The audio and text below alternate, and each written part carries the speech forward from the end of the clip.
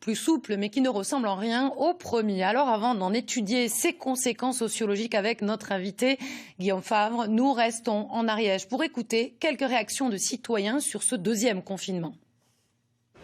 On le vit un peu difficilement toujours parce que c'est vrai que quand on a l'habitude tous les jours de sortir en montagne, d'aller vers le Picou chez nous, d'aller aux champignons par exemple, et on se retrouve un petit peu bloqué. Mais hier par exemple, j'étais aux châtaignes quand même, à moins d'1 kilomètre de la maison.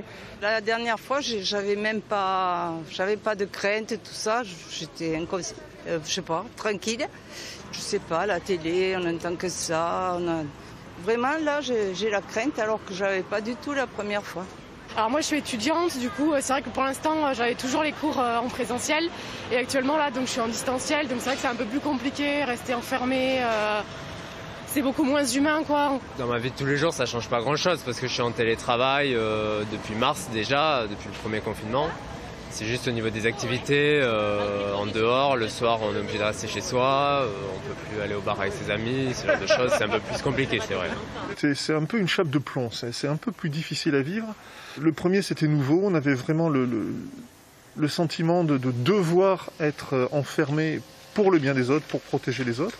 Contrairement au premier confinement où j'étais présent sur les réseaux sociaux par exemple avec un peu d'humour, là j'ai pas du tout envie de rigoler. Plus envie de rigoler. Guillaume Favre,